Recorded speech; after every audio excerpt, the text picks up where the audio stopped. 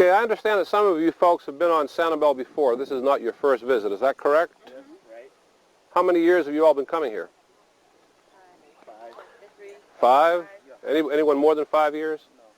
Good, that's a good cutoff period, because some of the things that I'll tell you this afternoon will have some bearing on what's happened to Sanibel captiva over the years. I'm Charles LeBuff. I first came here as a visitor, as most folks do, in December of 1952. And little did I know that some 6 years later I'd have the opportunity to move here as a permanent resident. I came here in the latter part of 1958 to work for the U.S. Fish and Wildlife Service on the Ding-Darling National Wildlife Refuge. My background is in wildlife management, wildlife biology. About 8 years ago I started doing the beach walks because it gave me an opportunity to share with folks some of the things that I'm very interested in, and some things that I think are very particular and specific to Sanibel captiva. The beach walk will last approximately an hour and a half. It'll be very informal. When I'm through with my discussion, if you have any questions that you want more detail on, or something that I can get a little bit more elaboration, then please feel free to shoot any questions at me. Okay, first of all, just a brief overview of the islands. I'll be drawing some maps on the ground this afternoon. About 10,000 years ago, because of certain changes in the ocean's water levels, Captiva was created as a large barrier island, a barrier island being a landmass that protects the mainland from the brunt of serious storms, like hurricanes and tropical depressions.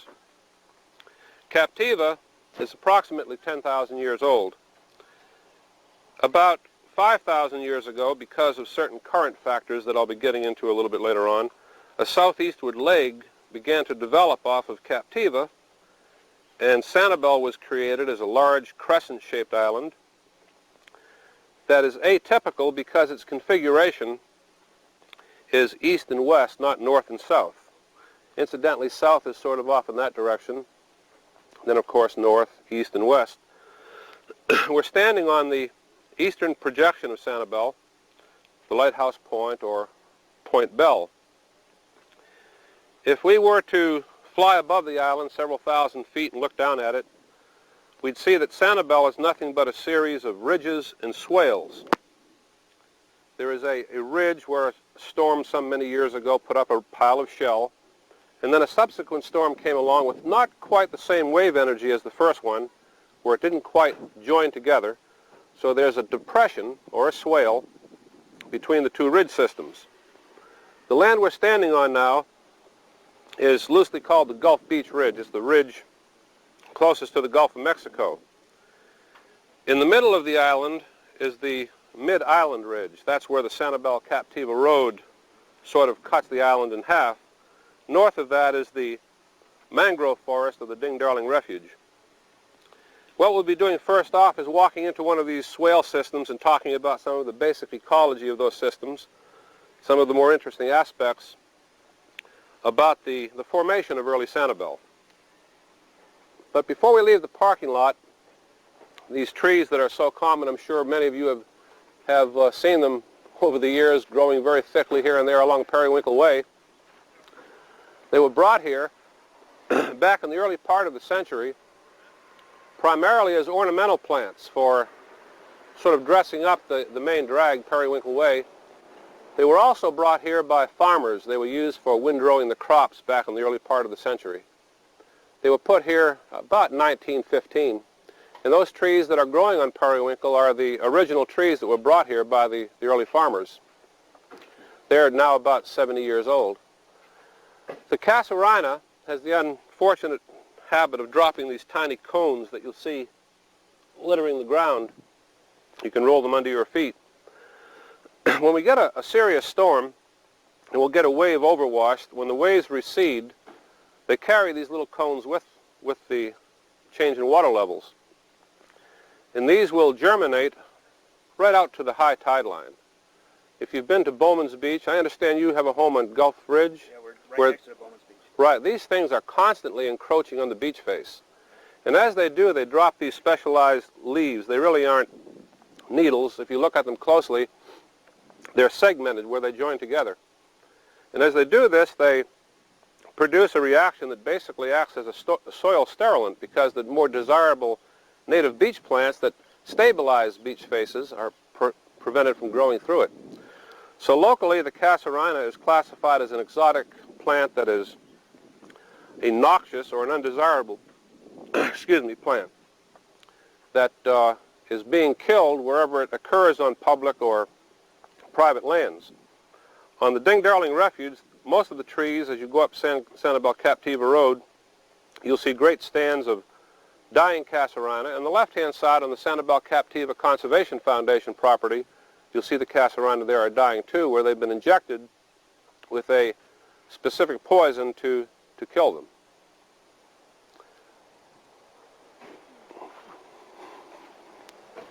Gulf Beach Ridge System, a few other plants that are rather typical of this type of a situation and are very common here. The tree that has the large round leaf on it is the sea grape tree.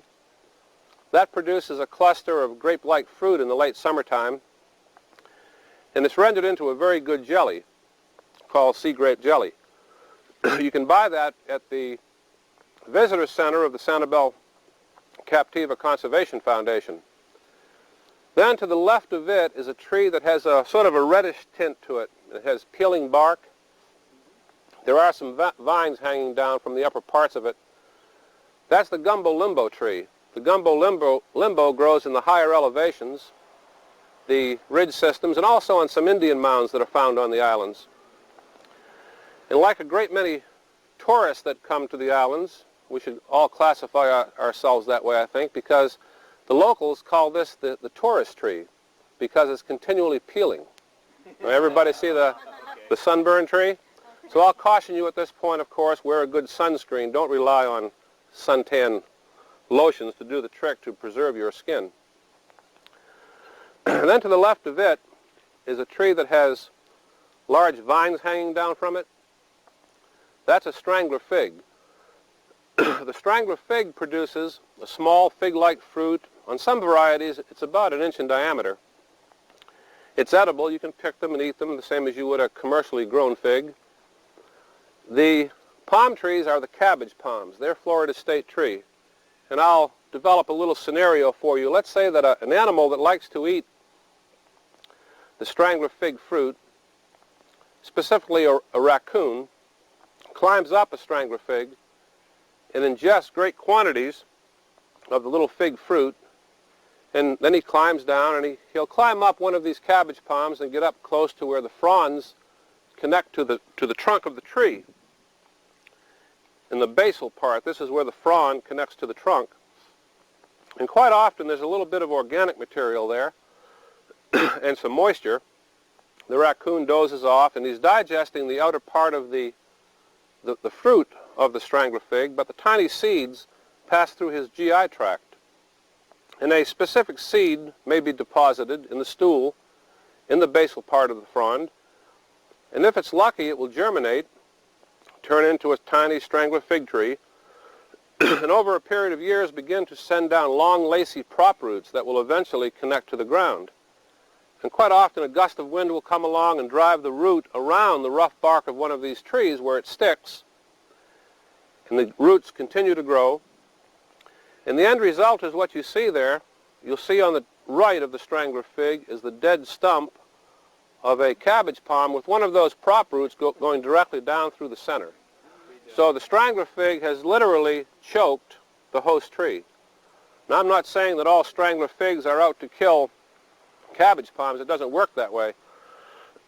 It only takes that specific situation that occurs probably 1 in every 1,000,000 times for that tree to end up as you see as has happened there. The cabbage palm is Florida state tree. It's also more properly called the sable palmetto. They are used in Florida, or they were used historically as a food plant. You cut the tree down and you begin to peel away the bud. You'll notice how the fronds are growing straight up at the center. You peel that away. You end up with a product about oh, 3 inches in diameter, maybe 18 inches long. You keep peeling it until it's fleshy. It's all a uniform, basically a uniform consistency. You slice it up about 1/4 of an inch thick. You toss it in a frying pan with some salt pork or some bacon, fry it up. You have a product called swamp cabbage. It's very good. It's still sold in some of the local stores that sell produce. You can also buy it as hearts of palm for your salad. Most of that, however, is imported. It's not the native cabbage palm.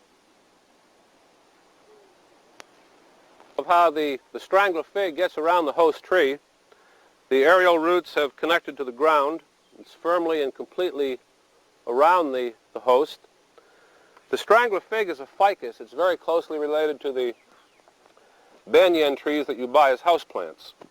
And if I make a little nick here with my knife as you walk by, you should see a flow of white latex developing.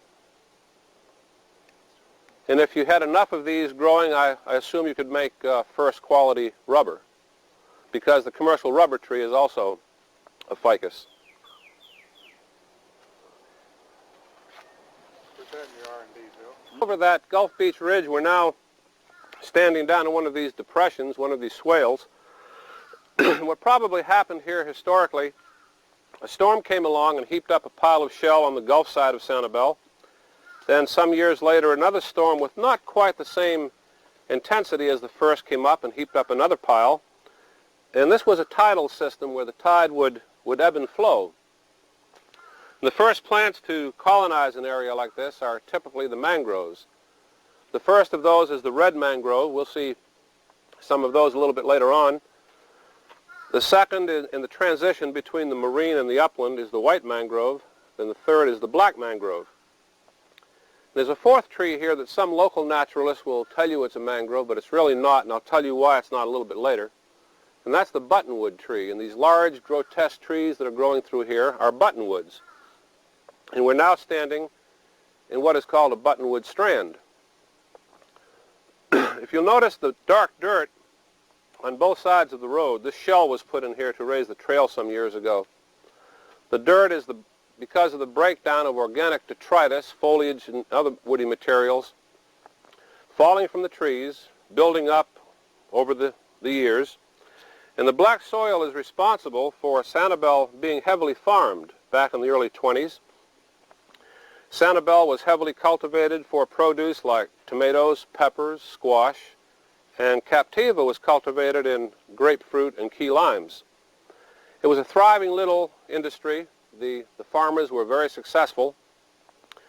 And then in 1926 along came a hurricane. They weren't named in those days. And the hurricane put up a 12.5-foot tide, storm surge. The highest point on Sanibel is only 12 feet. So Sanibel, Captiva were completely inundated. The farming was destroyed, of course. The soil was salted, and I'm told it takes something like 7 years for the soil to regain its growing ability. So farming died, the people moved away, and the island became just a tiny little community with fishing as the primary source of income for the people. And then after World War II, people began to discover the island. It was sort of quiet and quaint. Authors came here to write novels and things like that.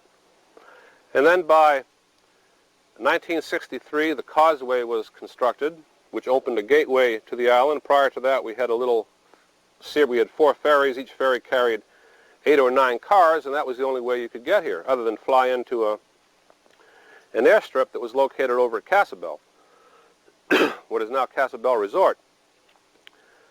The Island Water Association began to distribute water through the islands, and by 1965, most areas were served by a good source of potable water. Back in those days, we were under the government based over in Lee County, the Lee County Commission, and the county government was allowing things to go on here that the people on Sanibel basically weren't happy with, things like building densities at 44 units per acre. The county was allowing construction to go out on the beach face within about 25 feet of high tide, and there was no real control on what was happening here.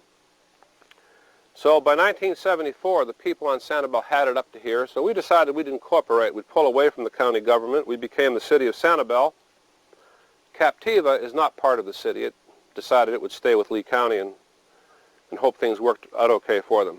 It really hasn't. Some folks up there think it has, but it hasn't. And one of the first things we did on Sanibel was to adopt a comprehensive land use plan that established certain regulations. We reduced the building densities from 44 units per acre down to 5 units per acre. We adopted the coastal construction setback line that was established by the state of Florida, that is a theoretical line based on computer readouts on what storms can do under different intensities, different configurations and wind directions. And I'll point that line out to you a little bit later on. So the development of Sanibel has been considerably slowed, or at least reduced in density over what it could have been. And although you see a nice, thriving building industry, there's a lot of nice homes going in and a lot of multifamily buildings, they're being built at that reduced density, 5 units per acre. Some areas are down to 3 units per acre, and not the potential that we would have experienced had we not pulled away from Lee County. I got off on a little tangent then. Getting back to some of the other aspects of this area, I noticed when we first grouped together you were talking about mosquitoes and sandflies and repellents and that sort of thing. Within a few yards of us are the dormant eggs of salt marsh mosquitoes. The salt marsh mosquito is the little biting mosquito that you experience here. It's a nuisance mosquito. And there are millions of mosquito eggs on this damp sand. And the salt marsh mosquito starts its life cycle out, unlike most mosquitoes where the adult will get a blood meal and deposit the eggs on the surface of the water. The salt marsh mosquito will lay its eggs on these muddy or semi-dry areas. And the eggs can remain dormant for, well, up to 20 years. When we get a flooding rain, and our rainfall begins here usually about the middle of June, average rainfall is about 54 inches per year, about so much rain. By August, the water in here is knee-deep. We can't use this trail. So the rising water hatches off the mosquito eggs, and mosquitoes come off by the trillions. In fact, at the old ferry landing, that's about a half-mile west of us on the bayside, back in 1950, the State Board of Health put up a light trap device, and in one dark period, from dusk until dawn, that trap trapped 366,000 salt marsh mosquitoes. And that's a record that has never been broken, never been touched anywhere else in the world. Technicians counted them. It's not that hard. They use grid work systems, and it's a fairly accurate means of counting. So to combat that problem, the problem was recognized that Sanibel was producing most of the mosquitoes for the county. They developed a mosquito control program, and they came over here to Sanibel. In the middle of Sanibel is like a large basin. And what would happen when the annual rains come, that basin would fill up with water. And by the 1st of October, it would break through the Gulf Beach Ridge down at the Colony. That's about a half-mile west on the Gulf side. And all of the water in the middle part of Sanibel would flow out through that break in the beach, and all of that water would drain out. Then, of course, the exposed soil provided habitat for mosquito eggs, and the mosquitoes would lay their eggs again, and the cycle would start over again. So this mosquito control program channelized this Sanibel slough. They dug a main canal down through the middle of the island. Then little tributary canals came off of that, and those tributaries broke through these ridges and connected all of the swales together. So now all of the low areas of Sanibel were connected by this maze of canals. So what happens now, when we get our rainfall and the water rises, in the permanent water provided by the main mosquito ditch, that is today called the Sanibel River, there's a little fish called a gambusia. It's about an inch long, and it eats mosquito larvae. And as the water rises, these fish are carried with the water. As the eggs hatch, the fish are there to eat the mosquito larvae, and it's a very sound and proven technique of biological mosquito control. And it does work. You'll feel a few mosquitoes, and of course the cutter does work for mosquitoes, and I heard people talking about, you know, the secret about Avon Skin So Soft as being an effective weapon against the sandflies or the no-see-ums. That's the only thing that will work for sandflies. You can take a bath and off or cut or whatever that is, or even drink it. It won't work against the sandflies. The nice, sweet smell of the Skin So Soft does the job. Okay, another few plants before I forget them. These large ferns are the leather fern. They're the largest fern in the 48 contiguous states. And then up high in the trees, you'll see some plants that look like the tops of pineapples. They're the pineapple air plant. They're a bromeliad. They're not a parasitic plant. They attach themselves very firmly to the tree, but all of the nutrients come directly out of the atmosphere. And then we have one native orchid, epiphytic orchid on Sanibel, and that's these little fellows here on this limb that have the tiny bulbs and the white roots. That's the butterfly orchid. They bloom in May and June with a beautiful white and lavender blossom.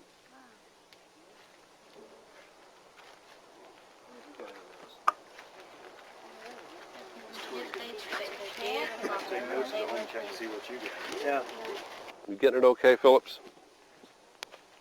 Look closely. The water's fairly clear right now. In the sunlight, you can see those little gambusia. Those are mostly gambusia, and there are also some mollies in there that are very similar to the pet store mollies used for aquarium purposes. Like minnows, are they? Right, those little minnows. Those are the ones that do the job in controlling mosquitoes. Without them being here to do the job, when you see what will happen, this water will rise with rainfall. That tributary to the right will flood that buttonwood strand, and these fish will then swim up and eat those mosquito larvae as they hatch. It's a very successful program. Other times of year, they're feeding on other things that are in the water, other types of small insects and small near-planktonic animals. I mentioned the red mangroves. The red mangroves are these trees that have the large prop roots that come down and connect to the ground to support the tree. We'll be talking more on mangroves a little bit later on. These burls on the trunks of the tree are caused by an insect that invades the bark of the host tree and will ultimately, in really heavy infestations, kill them, as has happened here. There's a nice example of how the casuarina needles carpet the ground. The duff gets several inches thick, and nothing else of any value for wildlife food plants or for beautiful native plants can penetrate through it.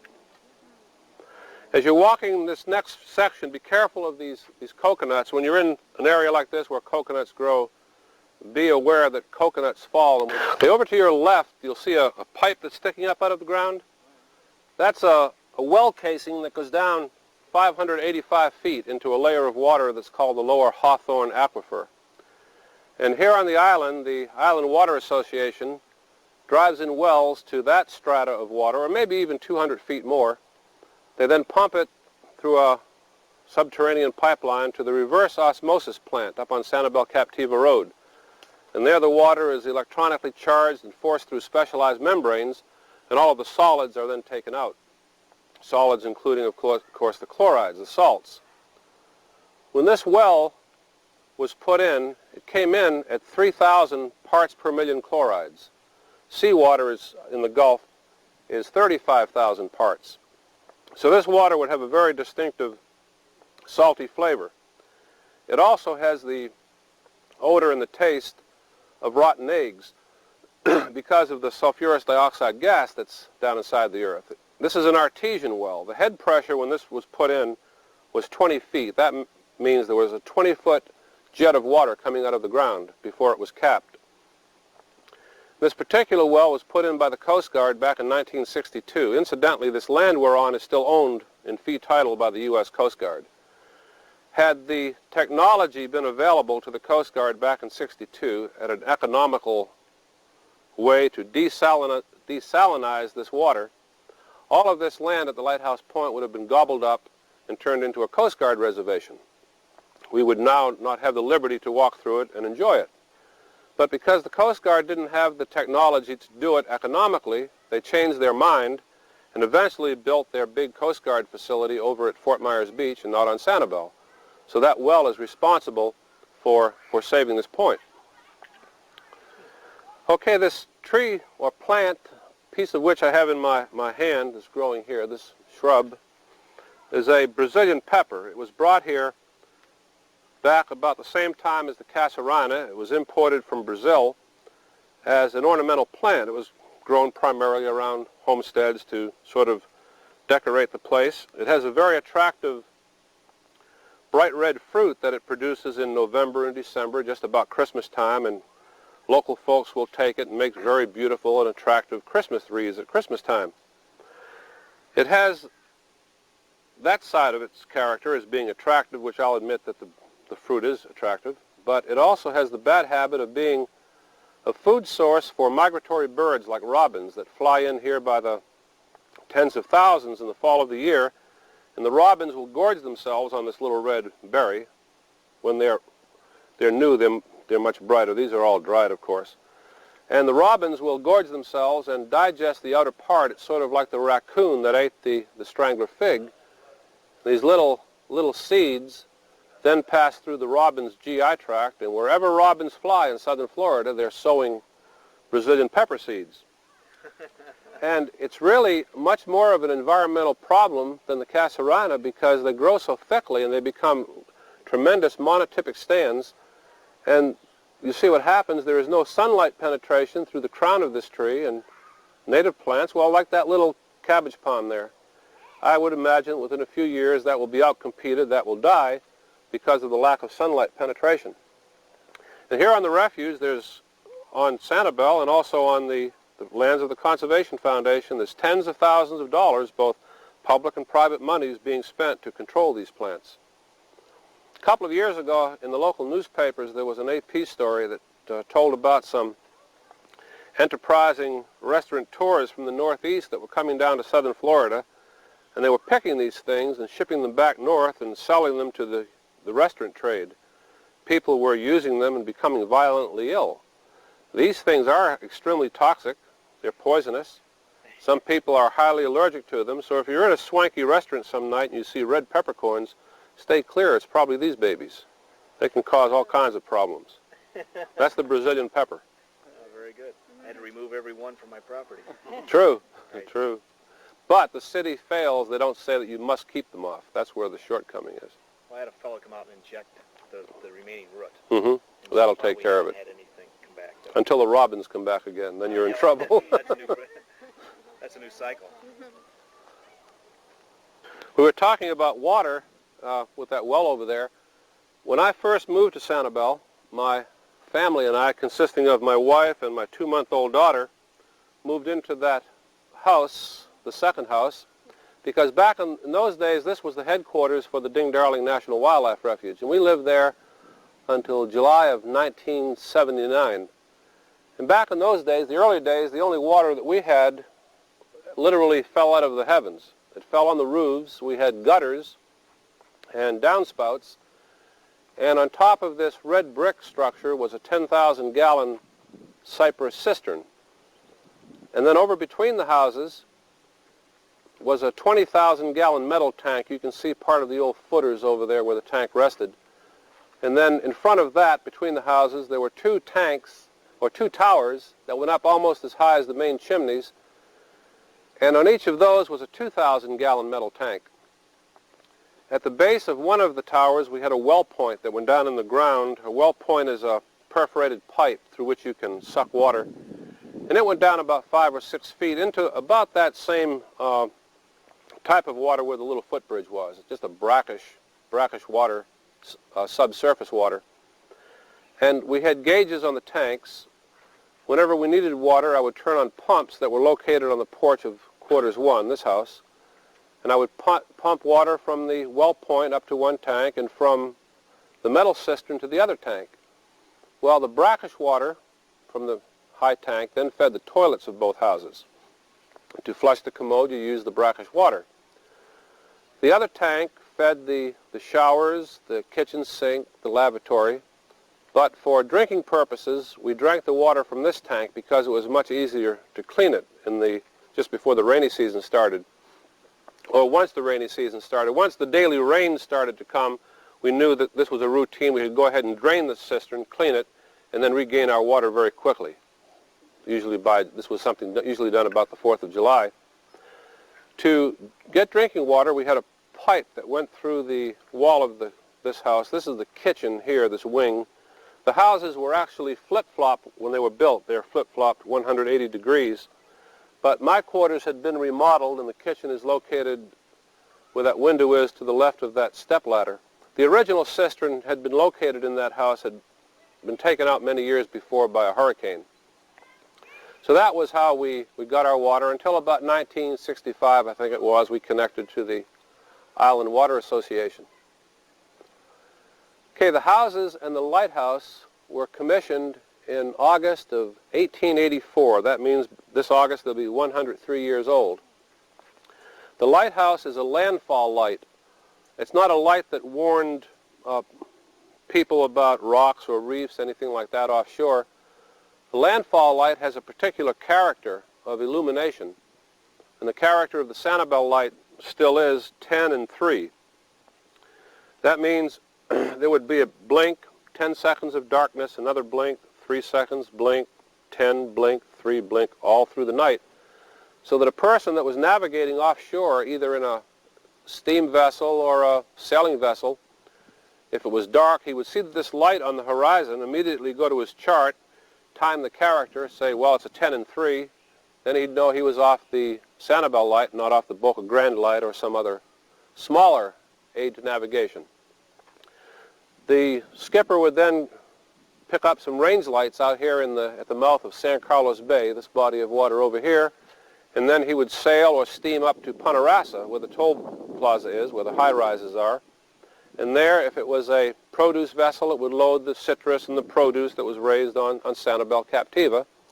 Or it might have been a cattle ship that was brought in here under steam, and cattle that were transported from Kissimmee, Orlando, Arcadia, places in the middle part of the state, that were brought overland by cowboys. They were put in large stock facilities at Punta Rassa. They were loaded on the cattle boats, and then they were shipped down to the Caribbean, Cuba, and the other Caribbean islands. Well, in 1926, that storm that I mentioned that put up a 14.5-foot tide, pardon me, a 12.5-foot tide, came and took out all of the facilities over at Punta Rassa, and they were never rebuilt. At the same time, the farming, of course, went out.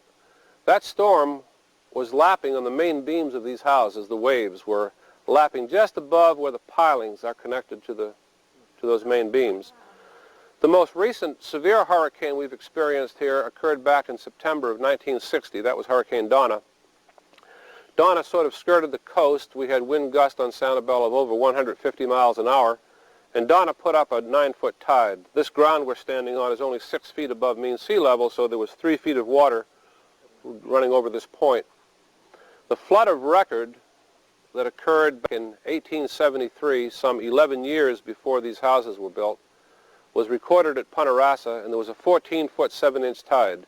Had these houses been existing at that time, of course, they probably would have been knocked down by the storm surge. The engineers that designed these homes had a heck of a lot more on the ball than some of our more recent engineers. When Sanibel was beginning to bustle and grow, the county was allowing buildings to go in quite close to the beach, as I mentioned, but they were also permitting really substandard building codes because they were allowing buildings to be built down relatively close to the ground level on floating footers. But when the city adopted the comprehensive land use plan, they also adopted federal flood regulations. And if you want federal flood insurance, you must build now with your first habitable floor 12.5 feet above mean sea level. That's why all of these nice new homes are piling homes. Based on the engineering, of 100, 150 years ago, that when the folks recognize what serious impacts hurricanes can do. Hurricanes come in certain levels of intensity. We have several classes of storms. For example, a 100-year storm, and 100-year storms don't happen every 100 years. You could have 10 in 1 year. It's just the computers have worked out these levels of intensity. But a 100-year storm would put up a 12-foot tide. So the 1926 storm was probably one of those 100-year storms.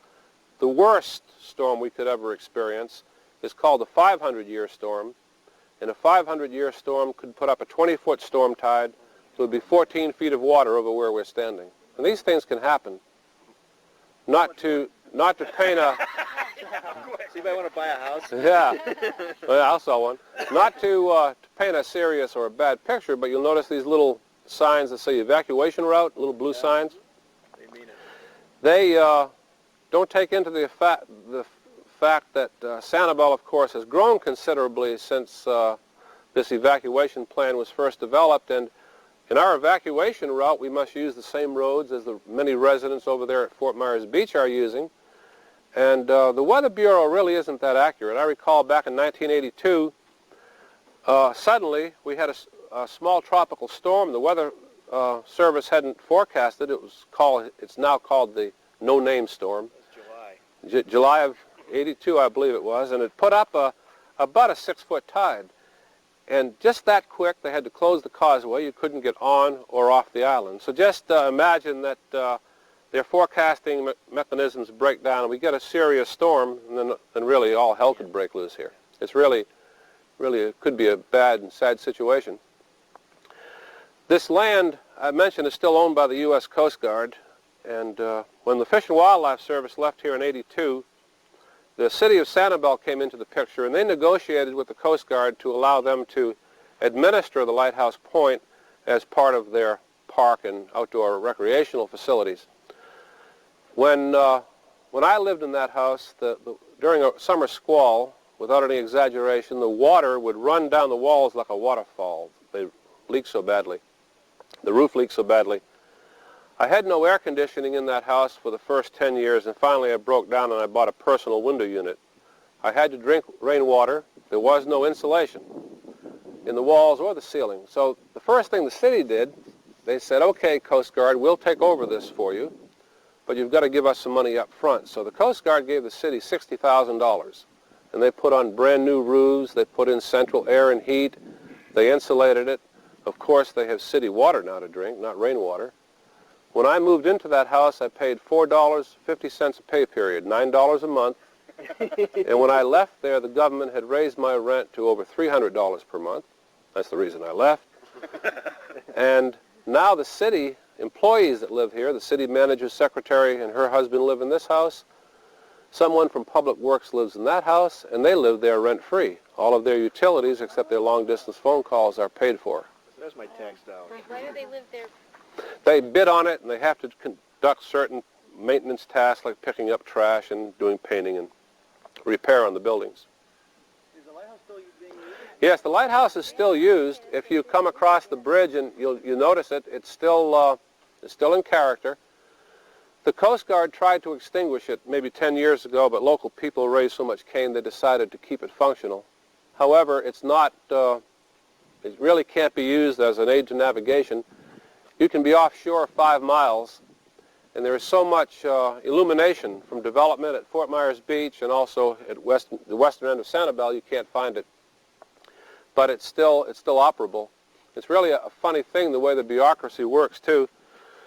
If you came across the bridge and you were interested in lighthouses and you saw the lighthouse was out, we'll say, you went to your telephone book and you found U.S. Coast Guard, knowing that the Coast Guard is responsible for these things. You called up the Coast Guard, while the folks over at Fort Myers Beach would answer, and you'd say, I'd like to report the Sanibel Lighthouse is out. They say, well, thank you very much. We appreciate you telling us. They would then get on the telephone, and they would telephone St. Petersburg, 95 miles away, and say, hey, guys, the Sanibel Lighthouse is out again. The next morning, they dispatch a couple of young Coast Guardsmen with maybe a couple of 250-watt light bulbs. That's what runs the thing now. Maybe some standby batteries, and they would get the thing operating again. That's because, you see, the Coast Guard station at Fort Myers Beach is search, rescue, anti-drug. It has nothing to do with aids to navigation. They're up in St. Petersburg. Everybody's a specialist. True. What do you mean by floating footings? Well, you know, just footers with rebar, they're called floating footers. It's one of the terms that are used. They just, well, a monolithic pour is a floating footer, where it's just on the ground surface. It has no anchorage. And most of these new condos that are being built, the houses don't go down so far, but most of the condos go down to bedrock, which may be 17 to 30 feet deep. They're you know, until the impact is such they've struck bedrock. And I was always told that these pilings went down to bedrock too, but at the time the transfer between the service and the city was going on, the Coast Guard brought the original construction drawings over, And these only go down about 7. Talks about the loggerhead sea turtle.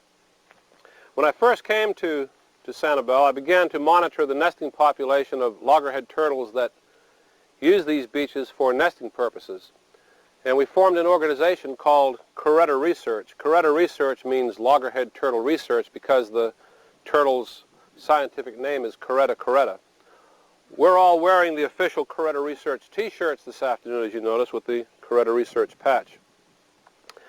The loggerhead turtle is classified as a threatened species under the Endangered Species Act.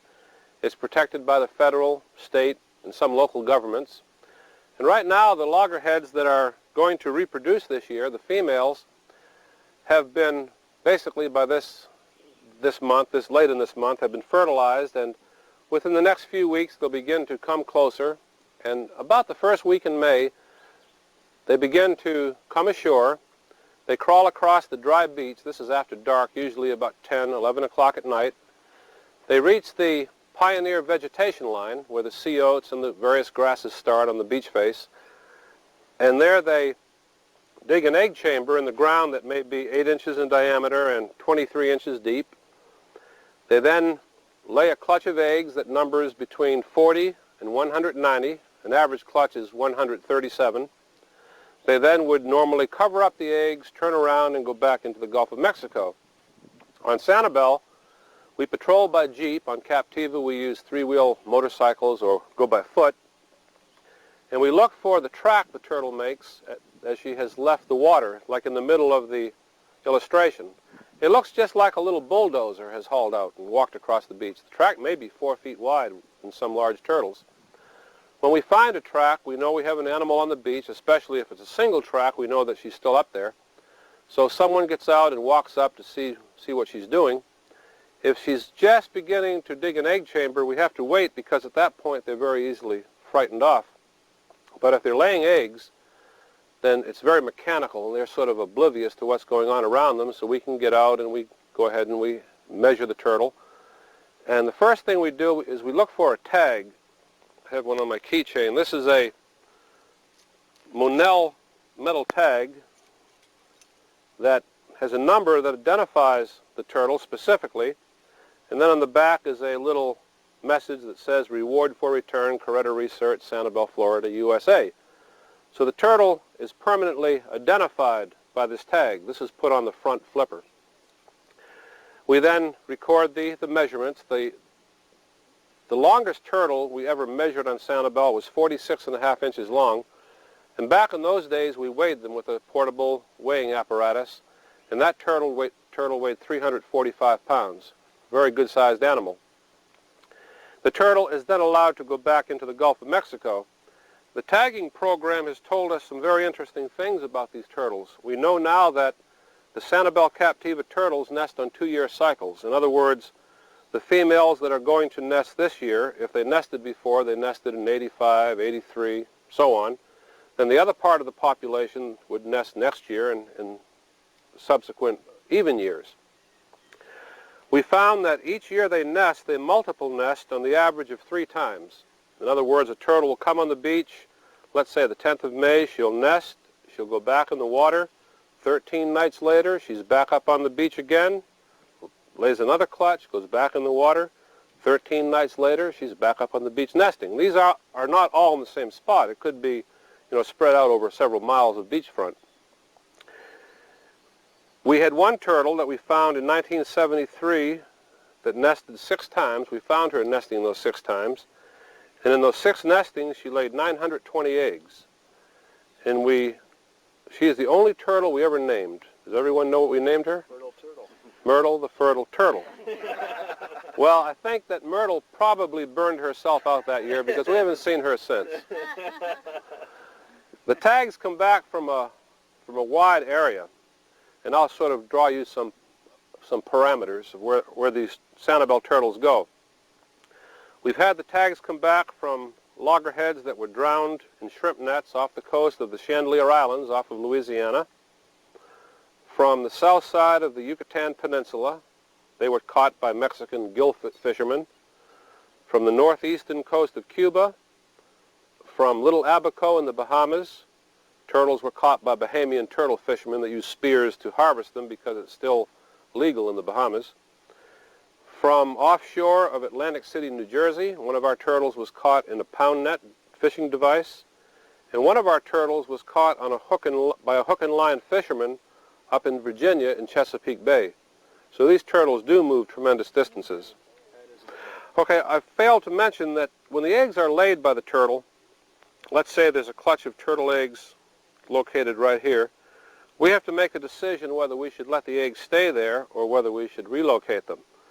If the turtle nested too close to the water and we're fearful that a wave overwash may cut them out, we'll move them further up on the beach. If the clutch is too close to a bright light, like one of these mercury vapor lights or a condo light or bright house lights, we also move them. Because what happens, the incubation period takes about 55 days, and the young turtles break through the eggshell. They do this basically at all the same time. And they begin to tunnel upward in that chamber, and as they do this, they knock away the ceiling, and that sand then filters down through the squirming turtles. It becomes the floor, and it's like a natural elevator moving the turtles towards the surface. This part of the trip takes about 3 days. Well, they get to the surface, and the sand is so hot they can't break through because they die from sunlight radiation, so they wait until things cool down.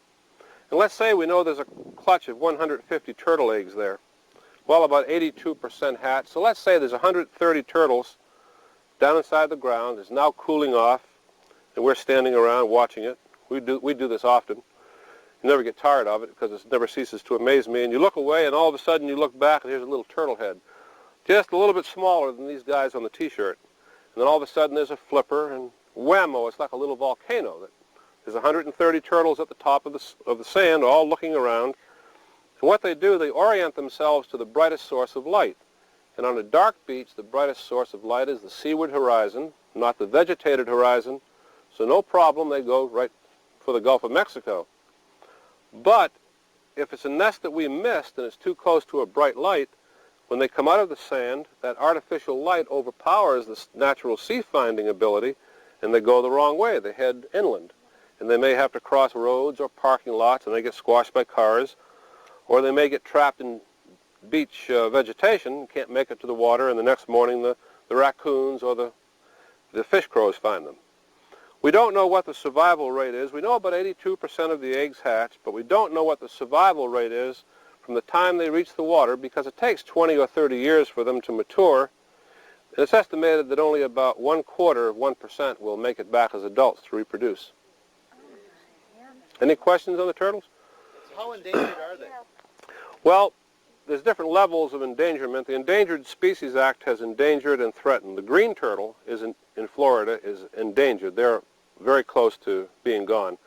In the loggerhead turtle, it's estimated there's about 30,000 adult females left in the western Atlantic. So it's still a high number, but the loss is really tremendous. One of the greatest losses is in the commercial fishing industry. The shrimp boats accidentally drown them offshore, and they tow them and they drown them, and the carcasses wash in. This year on Sanibel, from January 1st until just last week, there were 30 dead turtles that floated in. Nationwide last year, there were 1,700 and some, a few over that washed in and were recorded by the Sea Turtle Stranding Network. It's estimated that there were 12,000 turtles of all species drowned in the western Atlantic last year by shrimp boats. What is their natural enemy? What is their worst natural enemy? Worst natural enemy at sea would be sharks. About 40% of the turtles we find have been mutilated by sharks somewhat. They have flippers missing, or tips, or whole flippers, chunks out of the shell, and then disease. In some species, there's a new disease that's springing up. It's a papilloma. It's a cancer-like growth on the skin that it's just a ghastly thing to see. I found green turtles dead on the beach here, subadults about 2 feet long, with these growths the size of my fist on each eye, and they couldn't see it, they couldn't feed. It's really and no one knows what's causing it. Of course, no one knows what the cure will be. What about the eggs? Are they in danger from raccoons or anything like that? They are. The last year we had a serious problem with raccoons and turtle eggs in Sanibel was back in the late 60s.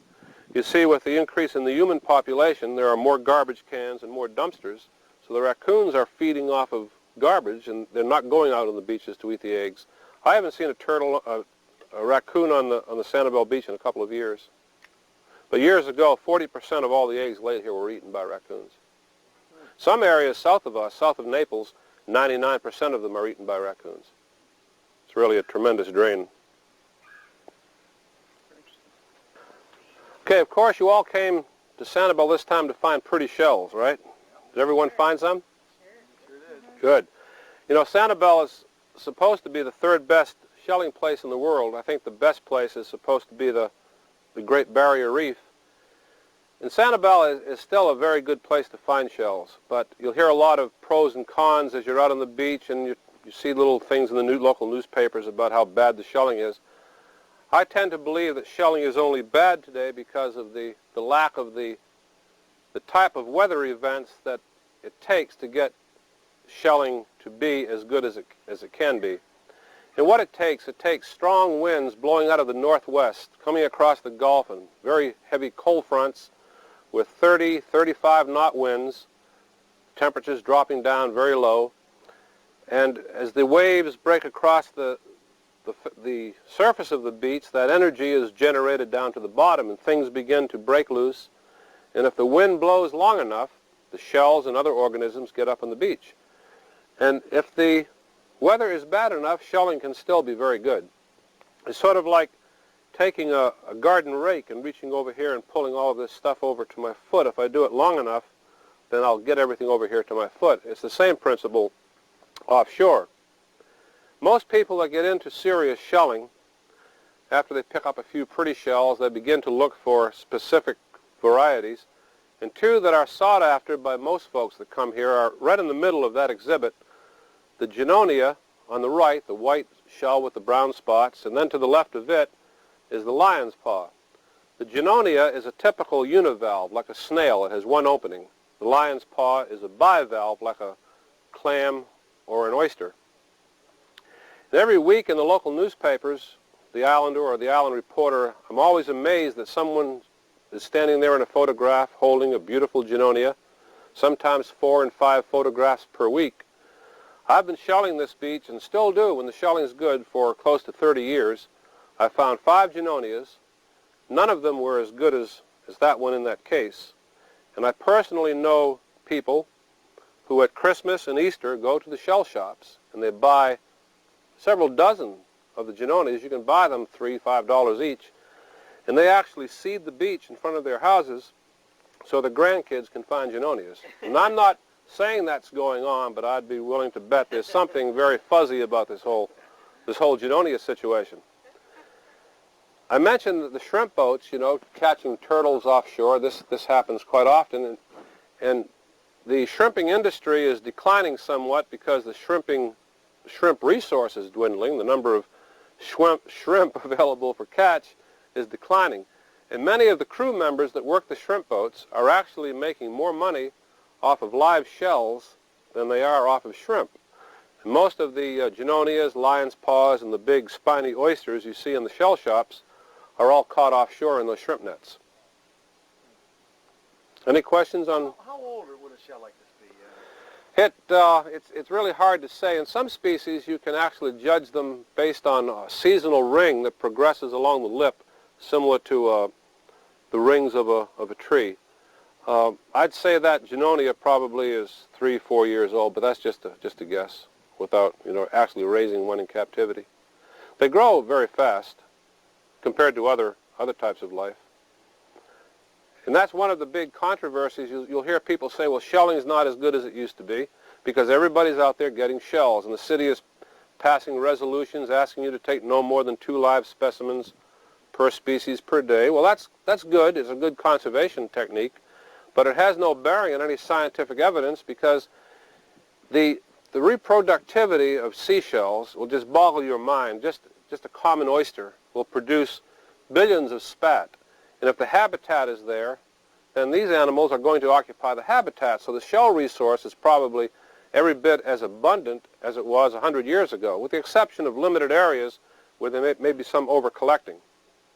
It's my opinion that the threat to seashells is not over-collecting. The threat to seashells locally is ultimately pollution. pollutants coming down the Caloosahatchee River and damaging the water resource that we have. I mentioned cold weather and bad storms. The coldest I ever saw it here was December 13th, 1962. I woke up one morning, it was 18 degrees, the water was frozen between the cistern and the spigot in the house. I couldn't make coffee, so I went back to bed that morning. Cold. Man. On Sanibel Captiva, we have two different types of beaches. We have high-energy beaches and low-energy beaches. And I'll draw another map on the ground. This is Captiva, and then, of course, the crescent of Sanibel. And then over here is Fort Myers Beach, the mainland. When a storm swell or a sea breeze occurs, it usually comes out of the west. And as the wind blows out of the west, these sea swells get rather large and crash against the barrier islands. And as they do, they curl, of course, and they cut away the soil. The soil, the sand, and the shell are transported offshore by a slight undertow current. It's not a dangerous undertow for swimmers, but nonetheless it's there. It's a natural section of a natural system. Along the Gulf Coast we have a current that moves from north to south called the littoral current. And the littoral current, its main reason for being there is to restabilize and re-nourish beaches. Sand that is transported or carried away from other islands further north is carried by the littoral current. It falls out of suspension and it slowly keeps building up the beaches and maintains the beaches as they would normally be. So the waves crash on Captiva, are removed, sand is transported down the coast. It ends up some on Captiva, some on western Sanibel. So that's a high-energy beach system. As these swells come out of the Gulf, because of the curvature of Sanibel, the swells miss us. You very seldom see a swell here at the eastern end because there is no origin for the swells. They're coming out of the west, they bypass us. So this end of Sanibel is called a low-energy beach. The only time you'll see a swell here is a temporary thing, when a squall kicks up suddenly and drives up some pretty good-sized waves, or of course a tropical depression would heap up the swells. We have several passes here. On the east coast they're called inlets. On the Gulf Coast they're called passes. San Carlos Bay here is basically a pass. A pass is where water can interchange with the ebb and flow of the tide. Then we have Blind Pass that separates Sanibel from Captiva, where the little bridge is. Then further north we have Captiva Pass. Then we have Upper Captiva, or North Captiva it's being called today. And then another pass, and then Captiva. Well, this other pass wasn't there until 1923. A storm came along. It washed through what is now called Redfish Pass. And Redfish, well, South Seas Plantation is located right there at Redfish, to orient you. Redfish washed through so rapidly that it cut extremely deep and it's relatively wide. And much of the water that would be going off these other passes is finding it much easier to discharge on ebb tide through Redfish Pass. It's like a Venturi effect. On an ebb tide, ebbing spring tide, water runs through Redfish at 10 knots. That's about 13 miles an hour. And what it's doing, it's pushing the littoral current further west. So sand that is supposed to get on Captiva simply isn't getting there. It's bypassing, and it's ending up on western Sanibel, and the other barrier islands further south. To illustrate to you the extent of that change up there with the pass, you see with the littoral current is bringing it down, but it's not getting on Captiva. So the result is that Captiva is eroding very, very rapidly. And just to document how rapidly this has happened, you've all been up on Captiva and you've driven along the road where Tween Waters is, and the rocks are on the left-hand side. They're trying to save the road. Well, you make that 90-degree turn, the paved road. Well, in 1903, the late postmistress of the Sanibel Post Office, who was here when I came, she was born in a house in a grapefruit grove 2,000 feet off that 90-degree turn. And at that site, even today, when the water's calm enough, and if you can get a fishing guide that knows about it, one of the old-time guides up there, he can take you out there to a spot where one of these flowing wells is still flowing. The head of pressure comes to the surface and it actually bubbles at the surface. So in the past 84 years, 2,000 feet of Captiva has disappeared, and it's still going, and it's going fairly fast. In 1982, South Seas Plantation and the property owners up there got together, and they pumped in with a hydraulic dredge a new beach 10,000 feet long and 65 feet wide. It cost $3.6 million. The engineers give it a life of something like 10 years. So some years down the road, it's like money down a rat hole. They'll have to do the same thing again. It'll cost $10 million or more. And now the people south of South Seas, between there and the pass, are in a political haggle about who's going to pay for a new beach there. But they had better get their act together because they're really in trouble. Okay, the extreme, the other extreme from erosion is accretion.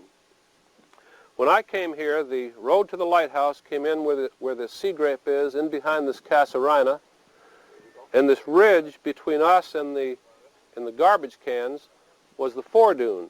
And all of this vegetation you see out here, all of the sea oats and the little trees out there, that was all the Gulf of Mexico. The water actually went underneath the house at high tide. And at high tide, I could take a cast net on the back porch, I could throw it off and catch mullet. In the summertime, I could take a rod and reel with a mirror lure and catch 20, 25-pound snook off the back porch of that house. At high tide, spring high tide, we had to take a plank and walk to the stairs to keep from getting our shoes wet. So all of this has accreted in since 1958. Is this Captiva? This is part of Captiva. Was that the question you were asking me? Yes. Yeah, all of this sand is probably from Captiva. True. Was that your question? Yes. Hmm? Yeah, your area is growing. When I came here, the pass was down just about where the little footbridge is at Blind Pass Condos, and it closed up in 1963.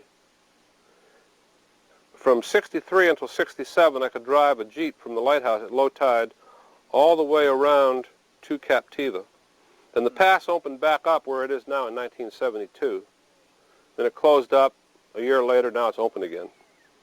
But that part of the beach is very much expanded since in the past 10 years. Well, from the 1908 charts, that's grown 550 feet. Mm-hmm. I can easily see where it has. Why don't they dam up that root pass? Well, that was a consideration. One of the problems is, I think, not only would it cost countless millions of dollars to do it, it would be an engineering feat of tremendous proportions. If it was a navigable waterway that was maintained by the Corps of Engineers, they might have some impact to do things to make some changes. But it's not maintained by the Corps of Engineers, so there's no money to do it. It could never be done. So it's just a proposition where if you live on a barrier island, you have to accept that this is a thing that could happen. And all this 500 feet of beach that is built in since 1908, I mean, it's conceivable that a storm out of the right direction could take half that away in 12 hours. I mentioned the coastal construction setback line. There's a little white monument out there on the beach.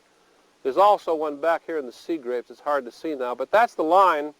It's an arbitrary line that the state of Florida prepared to identify areas where storm surge would reach during certain intensities of hurricanes.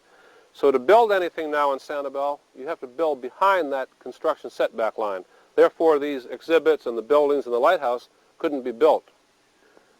Because it's rather warm this afternoon, I know how we don't need to get out there and burn our skin up, I'll talk about a few things that I normally talk about out on the beach here under the shade trees. That is one thing that I like about casuarinas. They do provide shade in situations like this. And it's also sort of nice to hear the wind blowing through the casuarina needles. It gives it that ambience of an island atmosphere. Other than that, I hate casuarinas. Okay, just a couple of notes on tides. We normally have 2 highs and 2 lows here a day, and the tides run about 5 hours and 55 minutes apart. The tides, as we all know, are primarily the responsibility of the alignment of the sun and the moon and the earth. As the moon moves around the earth, the gravitational force of the moon creates a theoretical tidal bulge that moves around between the earth and the moon. And then you get the highs and the lows of tide. If you look at the tide charts, either those that are at the marinas or in the local newspapers, the tides that are published are taken here at Point Bell, at the Lighthouse Point. If you're going back into the wildlife refuge to go bird watching, you want to go there as close to low tide as possible, because the lower the tide, the shallower the water, the more mud flats are exposed, and therefore the more colonial birds, the ibis and egrets and herons, are out there, they're feeding. However, the tide at the refuge, as you drive out the wildlife drive and you hit the mangroves on both sides, and there's some water control structures that go under the road, at that first culvert, the lag time in the tide is about 2 hours. So if the published tide, we'll say, is 10 o'clock in the morning, that's here. Out there, did I say 10 o'clock in the morning? Yes. Out there it would be noon. So bear that in mind. And of course, the further you go out the drive, the earlier the tide is. The lag time is lessened because it's a matter of waters having to meander through creeks and bays and sounds to get to these various points. And the more open the water is, the easier the tide has to get to those certain points at an earlier time period. If you look at the tides, you'll notice that it'll run 2 highs, 2 lows, 2 highs, 2 lows for most of the month. Then all of a sudden there's only 1 high and 1 low, and that really boggles people's minds, because most people that live on seacoasts, you know, they know their tides are routine. You know, they're either diurnal or semi-diurnal, and it's like clockwork when they change.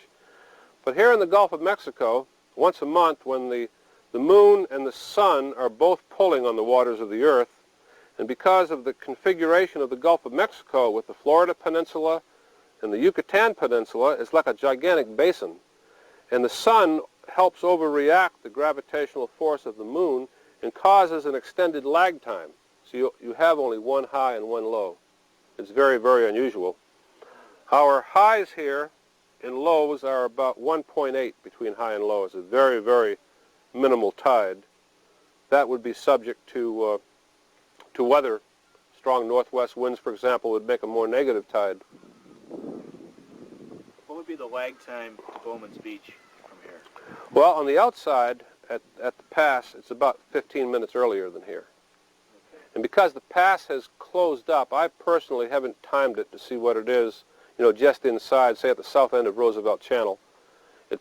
When the pass was closed, it was some hours difference, but now there's a lot of water running in through Blind Pass, so I don't really know what it would be there. Those lags are due to the hydrological, not geographic distance. Right. Right. All of our tides are based on tides at St. Petersburg, and then it's all projected down north and south of St. Petersburg. Fort Myers, way up the river, you know, 20 miles away, the lag time there is like 5 hours, because the water it takes that long for that water to reach those tidal crests or lows. The beach is pretty well cleaned of most organisms right now. There are a few things that we can talk about. We happen to get a glimpse at this creature. This is quite an unattractive animal. It's a soft-bodied thing. It's a sea hare. It is a mollusk. It has a small shell. It's related to the octopus and the squid. And when it's in the water, it flies with these wings extend, and it's a very, very beautiful, slow-flying creature. Now, is that one dying or dead, or? It's about dead. It's pretty well beat up. There are some shells embedded in it. I'll toss it out and see what happens. See if it'll fly, yeah.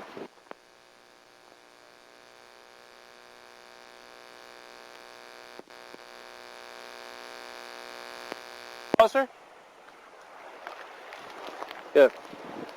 You can go ahead and touch it. It's just very soft. It really feels like, I don't know. Little mucus on it. It's cool. Oh, his wings are Once you touch moving. your clothes, your toes turn black. Yes, I didn't see this black spot. That's how it starts. Okay, I'm going to turn it loose in here and see what it does.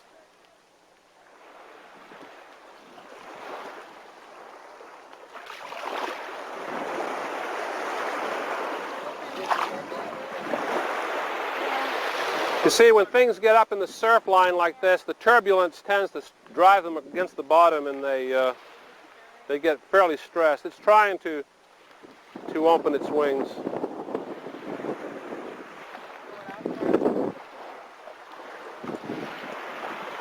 He's trying. I think that's the tide flow that's really moving it. There it goes. Yeah, very, very graceful.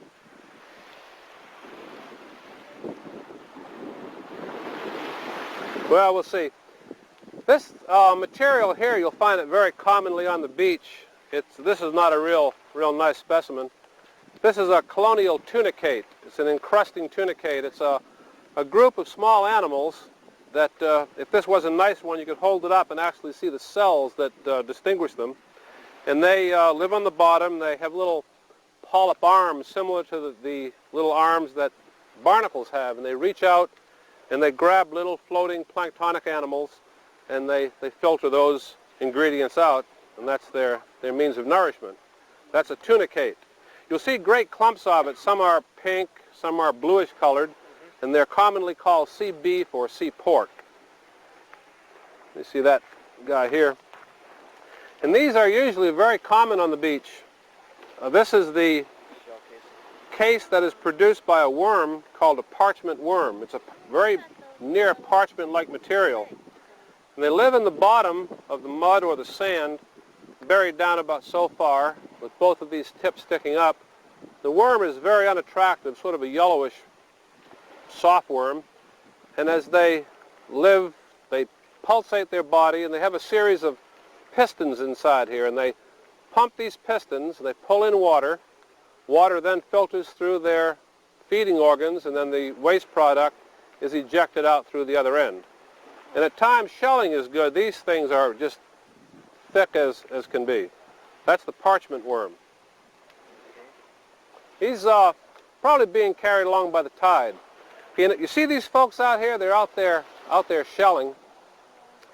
And this time of year, we have a major problem.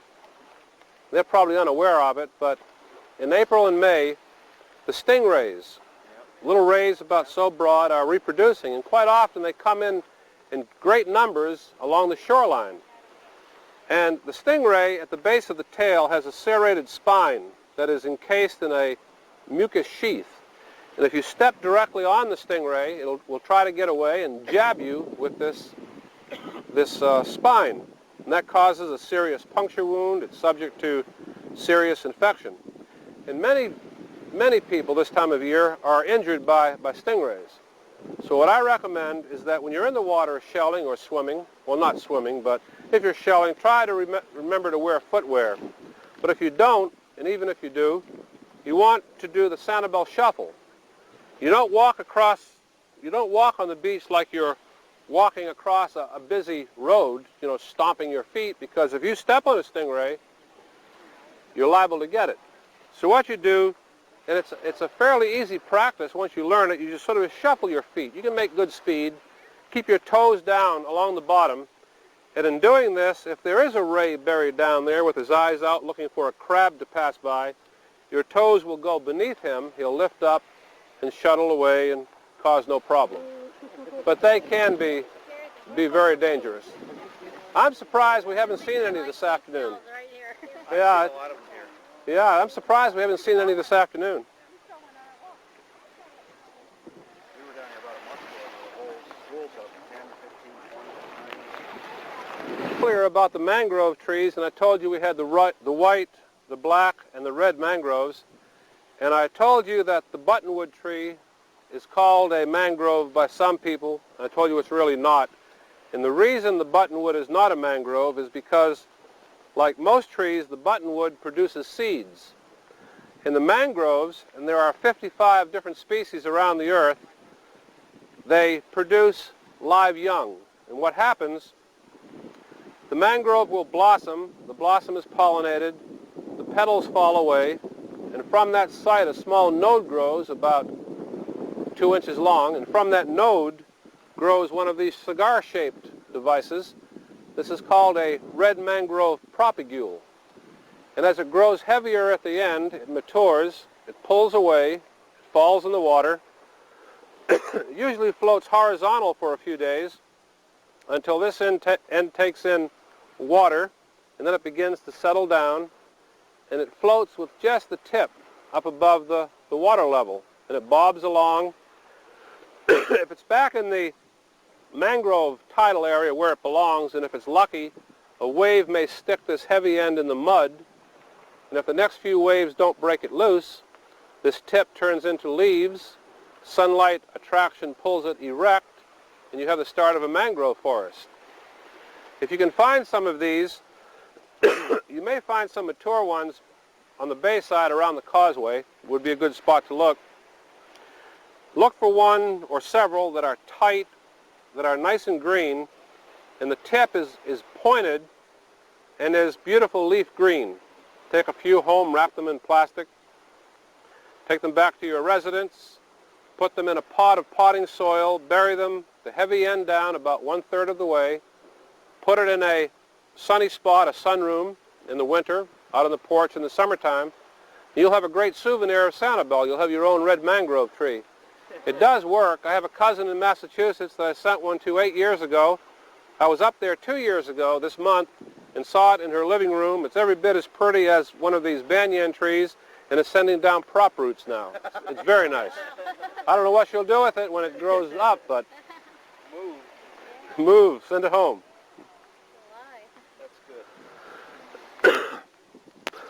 Back last June 15th during our regular nighttime turtle patrol, we had tagged an adult loggerhead down by the Gulfside City Park about 1 o'clock in the morning. We continued our run east, and we usually pull off the beach here at the Lighthouse Point, and right here in this spot was a 250-pound loggerhead turtle laying its eggs.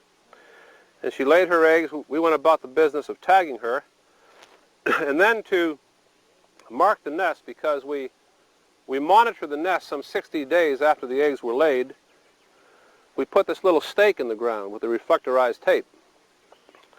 Well, normally we do this out in the open beach face where they're very easily found, but what happened in this case, the grass grew up around it. We lost track of it. We couldn't find it last summer. I didn't find this until maybe 2 months ago, one Saturday morning. So the eggs were never examined. We don't know how productive this nest was. The remains of the eggs are probably down in this location. In the summertime, we take folks out on the turtle patrol, and everybody that comes to Sanibel thinks, you know, they get this vision of how nice and quiet and calm and peaceful Sanibel is and how non-typical it is. So we usually start off our discussion on sea turtles with, if these folks are new, have never been on turtle patrol before, that we say, tonight you may get to see a nesting turtle. You may get to handle a fresh loggerhead turtle egg and feel it in the palm of your hand. But one thing we'll guarantee you tonight, you're going to see Sanibel's red light district. Everybody says, what's going on here? And by August, at Bowman's Beach, well, in front of your home even, these reflectorized stakes, there may be up to 100 of them, and as you drive down the beach, you see red light, red light, red light, red light. It's really impressive, the number of nests that we monitor in that way. That's great. Well, with that, I'll end the beach walk. When we're through, if you have any questions that I can help you with or other things we can discuss, I'll try to respond to them. I've enjoyed talking with you this afternoon. Once my voice got going, I had to take an allergy pill before I left, but now everything is going fine. And I've enjoyed talking to you. Thank you very much. Thank you very much.